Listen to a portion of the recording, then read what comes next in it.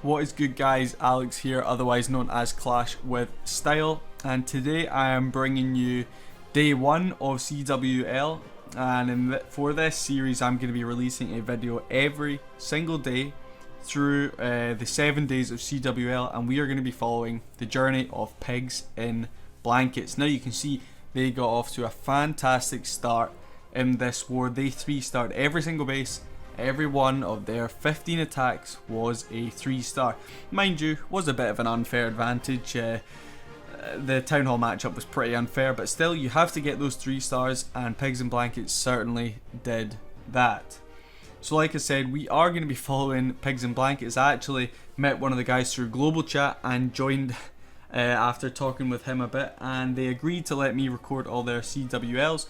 And right now it is looking pretty promising. They are on war day 2, and again they have got some serious 3 stars. But we're going to start by taking a look at day 1, and then obviously tomorrow we'll have day 2, day after day 3 and whatnot. So hopefully you guys enjoy this week of videos, and without further ado, let's jump into them. So we're going to start off here watching Lord Jake 3-star Matthew 33. So let's jump into this, see what strategy he is going for. So you can see, bit of an unfair matchup. This is an anti-3-star Town Hall 8 warbase we have here, and Lord Jake coming in with a bit of an overpowered Town Hall 10 army. So obviously you can see that wall wrecker in there, which does mean he is a Town Hall 10. Some of his troops, no, actually his troops are looking fine. His heroes are maybe slightly low. But not to worry, any probably Town Hall 8, Town Hall 9, Town Hall 10, anything really can 3-star Town Hall 8. Town Hall 8 I think is one of the easiest Town Halls to 3-star. I've yet to fail on my Town Hall 8 taking out or not 3-starring, so we will see what Lord Jake does here. So he's going to start off with 1 loon up the top. He's going to slowly let all his wall breakers die. Not really too sure what the game plan is here. He throws his queen in from the left, followed by a coconut loon. That's hopefully just to pick up any seeking air mines or air bombs or anything like that. It doesn't look like there actually will be any in that area, but throws one in anyway just to test out for anything.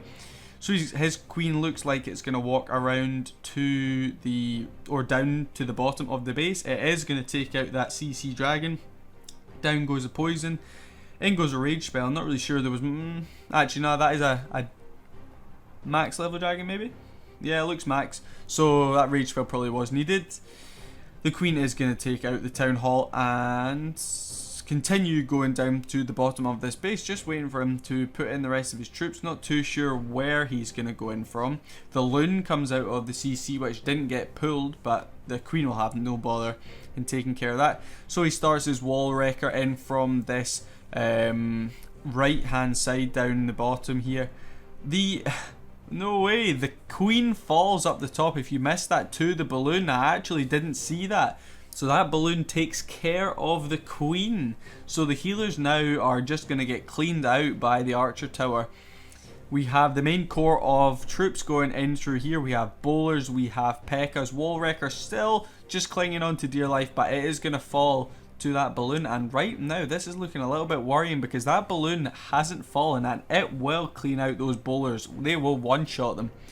Those wizards, I believe it was, finally take care of them. Still got a few healers up, which are really going to help to push these bowlers right in through, and those bowlers are going crazy on everything with that rage spell, heal spell also keeping them up. P.E.K.K.A.'s all still on full health, and to be honest, this was, like I said, complete overkill, but that queen walk actually ended up failing. That loon took out the queen walk, so on a higher town hall that could have spelled disaster, but as we are a town hall 10, it really was no issue for Lord Jake to pick up a decent 3-star there. So let's move on to the next one. The next one we have here for you is King Gob from Pigs in Blankets against Fabrizino, something like that. And he is going in for, it just looks like Gobo. Not really sure why he's brought a stone slammer to a ground based attack, but we will see what King Gob decides to do. So he is going to start his queen from this right hand side with those healers, so he's going to queen walk. They will take care of the CC troops. Rage spell goes down to help get that queen through, and the queen will also pull out that loon, so hopefully shouldn't have any real issues against that balloon. Pops the queen ability just to make sure, because you can't be too safe against that balloon, as he must have known from previous experience that they will get taken out. The queen will fall to a loon if it goes unchecked. So the queen is going to continue down this right flank here. We have a couple of archers in to clean up the builder huts on the outside. Queen's still going pretty strong. We get a baby dragon in from the top, level 3 baby dragon. Unfortunately, gets pulled in. Looks like he was going to use that to take out the Barb King, but unfortunately it doesn't get pulled onto him, not before taking out this Dark Elixir storage. It does get onto him right now, and it is going to be pretty close actually to see if it manages to take him down. It is getting a little bit of splash damage actually onto the rest of those buildings, and just manages to get that king down. Queen's still going strong, taking out nearly a quarter of this base on the right hand side. King is going to go in first to clean up a few of these buildings. Golems go in. We get a bowler to get some splash damage onto that cannon, and the rest of the bowlers follow in behind the golems on this left hand side. Now if we zoom in a little bit, we will have a look.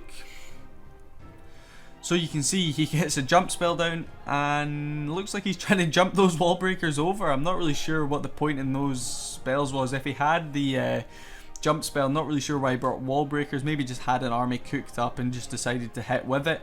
Stone Slammer probably could have single-handedly wrecked this base. You can see it goes in just to help clean up on the back here. Really didn't need it. Could have maybe saved it. But really overkill here from King Gob against Fabrizino of GUERREROS. A very easy 3-star. Obviously a Town Hall 10 against a Town Hall 8. Like I said, it is pretty OP. Not really much to worry about. Easily picks up that 3-star with plenty of spells to spare there. So let's take a look at the next one. I believe we are going to be looking at some E-Drag attacks. And the next one we are going to be looking at here is Gypsy against Tetris. Now you can see Tetris is pretty decent upgraded. Town Hall 9 looks to be reasonably max. King and Queen are pretty low leveled though. At Town Hall 9 they can go up to level 30, which does make one huge difference. So definitely really important to try and get them up if you can. And Gypsy looks to be a Town Hall 11, bringing E-Drags and a Grand Warden there, so this is probably going to be overkill once again, but you still have to pick up those 3 stars. So let's take a look at how Gypsy does it. So he's going to go for some classic E-Drag spam. He's going to start on this left hand side, gets his king in, gets his queen in. Rage spell pretty early on to help pump those troops through. One E-Drag splits up to the top to take care of those gold storages. The queen is going to come in right there. Plenty of bombs actually on them, and that E-Drag doesn't manage to take out the queen. The one at the top luckily will manage to pick her off for us. She falls there, so nothing else to worry about. We start to get some freeze spells down. There we get a Skelly spell. Not really too sure what the point in that Skelly spell was. Maybe distract the Teslas or whatever from these E-Drags. A freeze there on the air sweepers as they were causing some issues, and these E-Drags are going to continue to push right through this base. A freeze spell on absolutely nothing, always handy.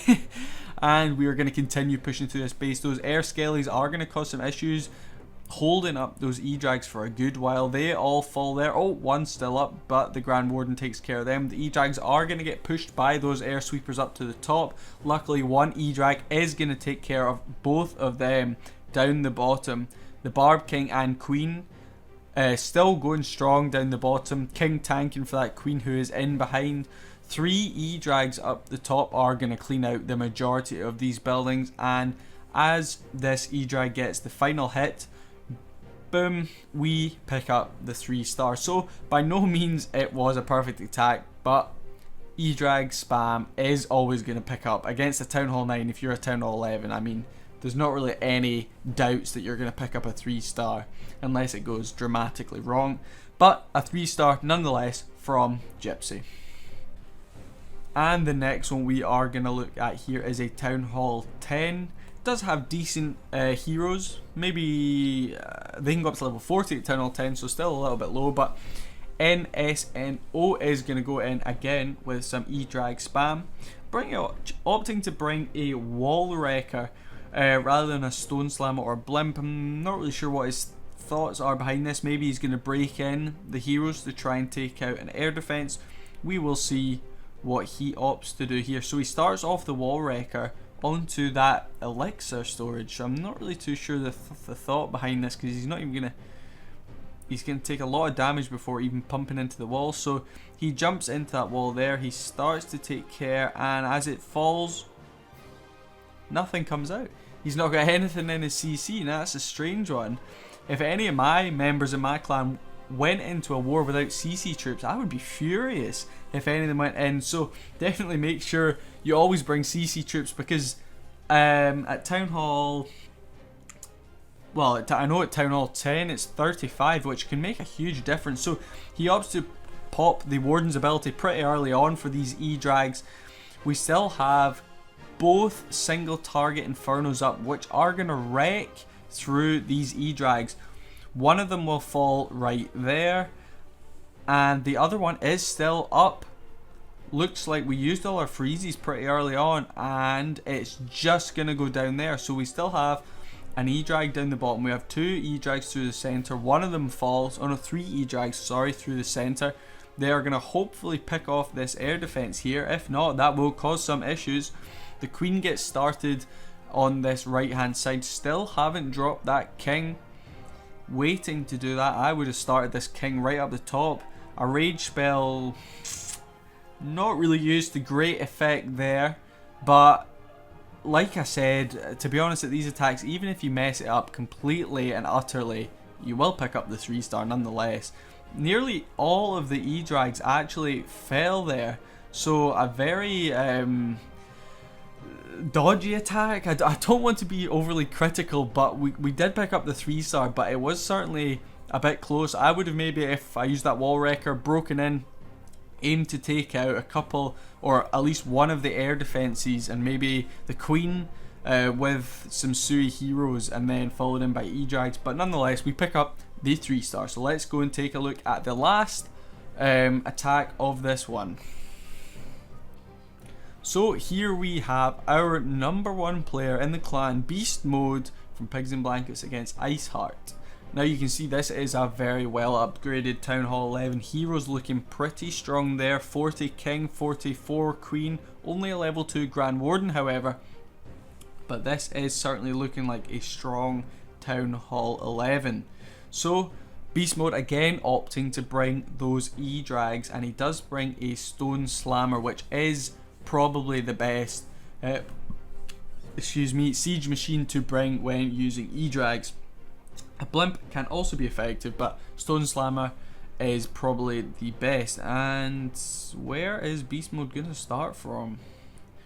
Only took Beast Mode 1 minute to clean through this base, and you can see Iceheart actually had an air sweeper on the outside of the base. Now, so that's probably why Beast Mode opted to go for E-Drags here, because an air sweeper on the outside of the base really is very good for an air attack, as you won't have it pushing your troops out of the core. These E-Drags are going to swarm right in through, gets a fantastic rage spell there, takes out the Queen and Town Hall at the same time. Oh, not quite. Need to get that multi-inferno down to stop it doing work. It falls there. We still have so many E-Drags. We have 3 going around the outside there. We have a decent group in the core, and we have a couple up the top with that Grand Warden. Opts to get the King and Queen in from this right hand side to clean through some of these buildings to keep those E-Drags up as long as possible. But to be honest, Beast Mode had no real issues pushing through this base and picking up a 3-star. Very overpowered attack strategy is E-Drags, especially if you're dipping and hitting a lower Town Hall. So you can see picking up the 3-star right there in only 1 minute. So very well done to Beast Mode. Let's go and take a look at some of the war stats from this war. You can see It was a pretty unfair matchup, so GUERREROS didn't actually manage to pick up too many stars, only 11 stars out of 12 attacks, but it's always tough when you're having to hit a town hall above, or even 2 town halls above. But you can see attacks used from Pigs in Blankets, 15, attacks 1, 15, picking up those 3 stars. So yeah, keep an eye out for tomorrow's video. It will be day 2 of CWL. You can see Pigs in Blankets did indeed win day 2. So yeah, if you enjoyed this video, like, subscribe, leave a comment below, and I will see you guys in the next video. Peace.